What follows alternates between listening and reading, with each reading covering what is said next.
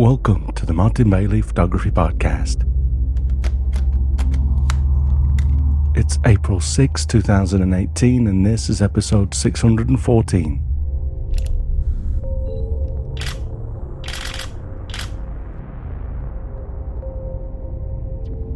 I recently received a wonderful opportunity to display my work in a gallery at the new Showroom and Museum at Canon's headquarters in Shimomaruko here in Tokyo. And today I'm going to share details including the creation of my prints, how they were treated in preparation for the show, and offer you a chance to visit the Canon campus to view the exhibit and the showroom and museum yourself. While I was in the middle of my Japan winter tours this year, I received an email from a friend in Canon asking if I would be interested in working with Canon to prepare and display a selection of my fine art prints in an exhibition space in a new building with a number of floors showcasing Canon's products. Specifically, the gallery space is on the floor where there is a camera and lens showroom along with a museum of Canon's cameras and other products over the decades, including their very first camera from 1934. Yesterday, I was able to take some photos which I'll share with you shortly. Of course, I jumped at the opportunity to share my work in such a prestigious location and presented a few options. I initially considered a somewhat subdued selection of winter landscapes, but that idea didn't fly very well, so I proposed a more colourful selection of images that showed off the potential of both Canon's camera equipment and their large format printer capabilities. Although I'd been given a blank canvas, it's not really surprising that Canon went for the more colourful proposal. The idea was to not only showcase my work as a photographer, but also as a fine art printer, as Canon value my ability to make high-quality prints. I was also given a free rein with regards to which print media I would use for the project. So it was not a difficult decision to go with Breathing Colour's incredible Sigma Smooth 270 inkjet media. The prints were to be finished by making them into alpolic panels, so the fact that Sigma is not an incredibly heavy paper was not a problem. In fact, it probably helped, as there would be less pushback from the natural curl in heavier papers. As we negotiated the terms of the job, I had a business decision to make. I didn't have the go-ahead to start making the prints yet, but we were running on a tight schedule, and I didn't have enough stock of any single media to make 10 very large format prints, which is what I was proposing. Feeling pretty confident that we could close the deal, I went ahead and contacted my friends at Breathing Colour, and they kindly rushed my order through, and literally just 3 days later, FedEx delivered 3 44-inch rolls of Sigma Smooth, 1 36-inch roll, and 1 24-inch roll, all the way from the US to my door in Japan in just 3 days. I was going to need 2 rolls of 44-inch, but I ordered an extra roll in case I had to do more than a few reprints. My proposal also included 2 36-inch roll prints, and I was running short of 24-inch anyway, as Sigma Smooth has become my go-to media when I just feel like printing something out for fun. Now that it's archival certified, I'm actually leaning towards Sigma for print orders as well. You may recall from my review of Sigma that it has an incredibly wide colour gamut, as well as performing beautifully with black and white prints. Having received the go-ahead from Canon, I started working on my prints in March and basically had 5 days to complete my 10 prints. As far as the actual time to make the prints is concerned, I could make that many in one long day if I had enough room to lay them all out to dry. But although I live in a relatively large apartment by Tokyo standards, using both my office space and living space, there isn't enough room to lay out more than two 44 by 66-inch prints and give them enough time to degas before stacking them on top of earlier prints. When I print this size for customers, so far all of my orders have been for a single print. So I extend out my table in my studio to create a surface wide enough for them to sit and fully degas for a day before I roll and ship them. As you can see in this photo, that is pretty much all of the space that I can use for drying prints used up. If you're not listening on a device that allows you to see the images that we're talking about, then go to the blog at mbp.ac/614 and you can see all of the images that we'll reference today right there. The second place that I can potentially leave prints to dry is literally in front of the printer, with half of the print still resting on the cloth basket that can be used for catching prints, but I configured it to simply feed the print away from the printer by forming a gentle slope down to the floor, as you can see in this photograph. Ideally, prints should be left to degas for 24 hours before stacking or rolling them, but if necessary, especially when humidity is relatively low as it's been for the last few weeks here, we can reduce this a little without causing problems. I formulated a drying schedule which basically allowed me to make 3 prints each day. I would end the previous day with 1 print drying in my studio and 1 drying in front of the printer. By the following morning, the print in front of the printer would have been degassed for at least 12 hours, so I took that upstairs and laid it on top of the last print in the stack, and that allowed me to then make the first print of the day, which I'd leave in front of the printer until after lunch, giving it a few hours to dry. Then after lunch, I took that first print of the day up to my studio and laid it on top of the last print from the previous day. So that print had about 18 to 19 hours to degas. Then after taking that first print of the day upstairs, I made the second print of the day and left that in front of the printer until around 6 p.m. When I took that second print up to the studio, the first print had been degassing for around 8 hours, which is just about the shortest amount of time I want to give a print. I then created the third print before finishing my main working day at 7 p.m. This third print then sat in front of the printer overnight, and the second print dried on top of the first print for the day until the following morning, and the process started again. Of course, if I'd done 3 prints per day for 5 days, that would have given me 15 prints, but I always calculate in the time to do reprints. Although prints of this size cost quite a lot in materials to make, there are almost always times when you have to do a reprint. One of my biggest concerns is getting little white spots on the print where there is dust on the surface of the print that falls away after it dries, taking the ink with it, leaving a white spot. To help avoid this, I keep the printer covered when not in use, and I literally dust it off completely before printing. Also, the new design of the Canon ImagePrograph Pro Series printers means that media is fed into the printer upside down, so any loose dust on the surface of the paper has a chance to fall away before it gets printed on. All of these things contributed to me having just 1 spot in over 200 square feet of print. This led to me having to do 1 reprint, and the second was my fault. As I printed one of my Iceland photos, I noticed something that I couldn't quite figure out.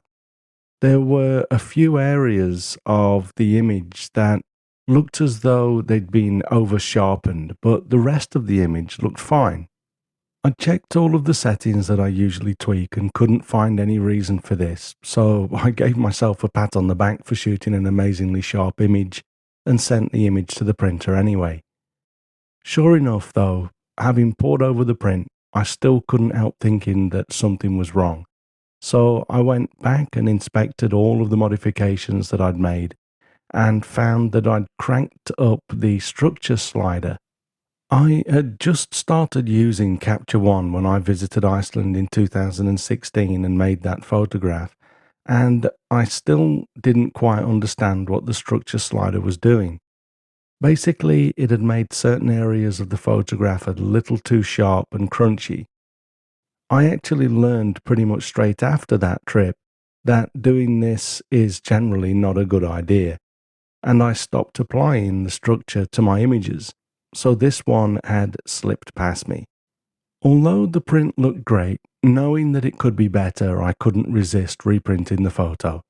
The third reprint was of the Dovercourt Lighthouse photo, as despite going over the image with a fine-tooth comb before making the print, I found a very faint dust spot on the image that I could only see when printed at 3 by 4.5 feet. This is one of the reasons why I love printing so much. It really helps to find imperfections in our work, and I believe that printing large like this even helps to make us better photographers. Large prints are totally unforgiving and will soon let us know about any technical imperfections in our images. When I'm ready to print, I do go through and check each image at 100% for dust spots and any other imperfections that I ideally don't want to find after making the print. Then, when making such large prints, I upsize them as a final step. All of the images I printed were shot on my Canon EOS 5 DSR cameras, so although I could probably get away with printing the 50 megapixel images without enlarging them, to ensure that they remained as tack sharp as the originals, I used On1 Perfect Resize to upsize each image to the exact size of my prints at 300 ppi. Here's a screenshot of Perfect Resize to show my settings. The prints actually needed a 3mm border around the edges, so I set my print size for the 44-inch wide prints to 1111.6mm and 1667.4mm long, which is just the width multiplied by 1.5, as my images are all 3:2 aspect ratio. Of course, once you have your size and settings dialed in, it's a good idea to save a preset so that you can get to the same settings for the rest of the prints. This is why I rarely use an arbitrary crop in my images too. If you don't know the aspect ratio of your photos, it takes more time to calculate print sizes and makes it difficult to create uniform selections of images like the ones I'm presenting for this exhibition. You can see the other settings that I used in On1 Perfect Resize in the screenshot. Once I have the image enlarged to the exact size that I want to print at 300 ppi, I'm ready to print. I printed the first few images from Capture One Pro, but then I started to get some funky remnants appearing on the print preview, so I tried printing from Photoshop and got the same results. To avoid this, I printed the rest of the images using Canon's Print Studio Pro from within Photoshop. To make this process fluid, I created a process recipe in Capture One Pro to create a 16-bit TIFF with the ProPhoto RGB color space, and then just open it in Photoshop. I then launched On1 Perfect Resize from Photoshop and changed the settings so that Perfect Resize just modified the original layer and not create a new one. If you create a new layer at this size, it makes the file too big to save without flattening, so this helps to avoid an extra step. As you can see from this screenshot of Print Studio Pro, I also had to leave a 10cm border on each end of the print to make handling easier and to facilitate the creation of the alpolic panels. With prints this large, if you don't leave yourself something to hold on to as you move the print around, you'll almost certainly damage the face of the print. Again, if you're interested in the settings, check out the screenshot of Print Studio Pro. One thing to note here is that although I resized to 300 ppi, I still print with the print quality set to highest, which is purported to be around 2400 times 1200 dpi, although it's hard to say what actual print resolution is used. I do like to print directly from Capture One Pro when possible, and I generally dislike printing from Photoshop. But Canon's Print Studio Pro that comes with the Pro Series printers is actually very nice. So, especially as I needed to round trip to Photoshop to do the enlarging, this made for a very slick workflow. At the highest print quality, these 44 by 66 inch prints took 34 minutes each, which is amazingly fast for prints of such size and quality. As I mentioned, Canon had arranged to have the prints treated to create what's called an alpolic panel out of each of them. This was to be carried out by a company here in Tokyo called FrameMan. From what I can gather, alpolic is an aluminium composite material, abbreviated to ACM, and FrameMan are one of the few companies that can make photographic panels as large as the prints I'd made. I had requested permission to watch the process of creating the alpolic panels, but was told it's performed under very strict conditions to prevent any dust getting into the system. I did arrange to go and take my dusty self to have a look at the panels after creation, but I got stuck in Tokyo traffic, and although I allowed more than double the time necessary to get there, I was still at least 30 minutes away when my arranged time arrived, and the head of the company had to leave for another appointment before I'd get there, so I lost that opportunity. I was able to take some photographs as the people from FrameMan hung the prints yesterday, so let's take a look at a few of those. The prints were carefully packaged in individual boxes, which was nice to see. There is a wooden frame attached to the back of the alpolic panels, as you can see in this next image. We can also see the aluminium color here, and the print is basically fused to the front of this panel, so it retains its beautiful matte finish. I was really happy to have chosen Sigma Smooth for this, because it really suited the space and looked great on those panels. It was great watching these professionals do their job hanging the panels. After I told them the position that each print would be hung, they conferred with me on the height of the prints and then proceeded to measure and affix a red line to the wall to mark the height of the top of each of the landscape orientation images. I thought that it was quite fitting to see a red line running across the black walls. Canon users will understand that. The crew then screwed wooden plates to the wall at the height of the line, and each panel was hung on these plates.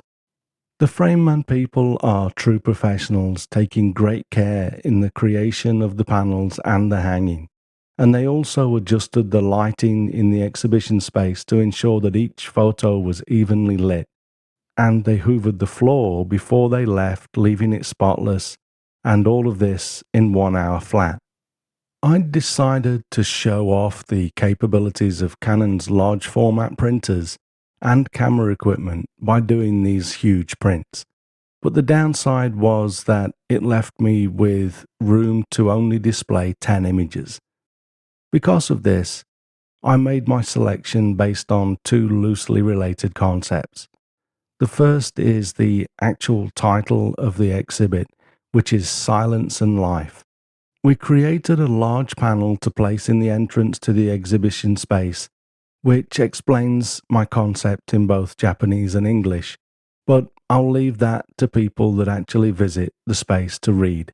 In short, though, I talk about how I feel alive when I'm photographing, and being in the zone in the field often places me in a silence from which I recall the world. But I also get a sense of silence from much of this work. I also gain a heightened sense of life through the various people and places that I've been fortunate enough to experience as a result of my work as a photographer. And I truly feel that much of what I've been able to do is to a certain degree made possible because of the excellent equipment that Canon creates. The other concept, which is kind of responsible for the order and flow of the exhibit, is that we start with my roots in England. Here are the first two prints, shot during my December 2016 visit. The first is Ratcliffe-on-Soar Power Station. This power station plays a part in pretty much every memory I have from when I played outside as a kid, because it's visible from just about everywhere in the town where I grew up. I proceeded with a photo of the Dovercourt Low Lighthouse, which is something that I learned about from Phil Newbery, a wonderfully talented photographer who I believe still has the best photo of this lighthouse that I've seen. Another loose part of my concept here is that I am kind of looping back from my roots to present day Martin, doing the sort of work in England that I'd love to be doing if I'd stayed. The second wall is 3 photos from Namibia. I feel so fortunate to have been able to visit places like this as part of my work, and I'm eternally grateful to my friend Jeremy Woodhouse for giving me the opportunity to take my first couple of visits there with him. Namibia now holds a very special place in my heart as I revisit each year with my own tours and workshops, and the photographs that I make there are incredibly important to me. The same goes for my Iceland work, and again I owe a debt of gratitude to my friend Tim Fulmer for similarly giving me the chance to work with him there for a total of 4 years from 2013 to 2016. The price increases in Iceland have kept me away for a while, although I've just started talking with a new company about setting something up there again for next year. Tim has also since branched out and is doing amazing tours around the world, as does Jeremy. So I'll make their names links here in the blog post, so do go and check those out at mbp.ac/614. The third and largest wall of the exhibit is dedicated to Iceland work, as again Iceland is a very special place to me. I had originally wanted to do all black and white images, but this wasn't colourful enough. My final selection for Iceland, though, really sums up how I feel about this beautiful country. Much of my Iceland work ends up being high contrast black and white, and the rest seems to be very vibrant colour work. I have very little that is in between. If I had another 2 or 3 walls, I'd have loved to share some of my Antarctica, Greenland and Morocco work as well. But with space left for just one photo, I brought it all full circle with this last image from my new home, Japan. Having lived here for 27 years now, Japan is more home to me than England, so I wanted to finish with a Japan shot, and because I love the winter landscape so much, this was kind of an obvious choice. The final wall next to the door has a panel with my profile on it and 2 QR codes, which are my digital business cards. So if you get a chance to visit while the exhibition is on, scan the codes and drop me a line to let me know what you think. Because the exhibition is on Canon's campus in Shimomaruko, it's not open to the general public. But I am going to arrange a few visits over the next couple of months to enable anyone that's in Tokyo a chance to not only see the prints, but also take a look at the incredible showroom and museum that Canon has put together, which are on the same floor. Their current lineup of camera bodies are all placed around a central island that you can see in this photo, and all of their lenses, right up to the 1200mm super telephoto, are on display over to the right there. There is also a circular cabinet with pretty much every camera that Canon has made over the decades. It was great to find my old cameras in this cabinet, especially the ones that I've had to part company with to fund upgrades. They also have their very first camera with the original name spelled Canon, from, I believe, 1934. and the Hansa Canon from 1936. Because the exhibition, showroom and museum are all at Canon's headquarters, and because a Canon employee has to accompany us, we can only visit on a weekday. I've provisionally booked a slot for Monday, April the 16th from 2 p.m. If you're in Tokyo or can get to Tokyo, and of course if you're interested in taking a look. For security reasons, I will need your full name, your company name if you work, and the department name that you work for within your company. If you are not comfortable giving me this information to report to Canon ahead of time, you can't come. If you are happy to share that information though, and you can get to Shimomaruko in Tokyo by say 1:45 p.m. on April 16th, then please drop me a line using our contact form, which you can get to with the short code mbp.ac/contact, and it's also linked at the top of the website. Just select the general message category, but clearly state that you are interested in joining us for this first visit. The exhibition will be open until the end of June 2018, so if you will be in Tokyo after April 16 and you'd like to visit, let me know and I'll see if we can get a small group together again. We can't go too many times, maybe once or twice more, so I can't promise to take a lot of people over many days. I'll certainly see what I can do though.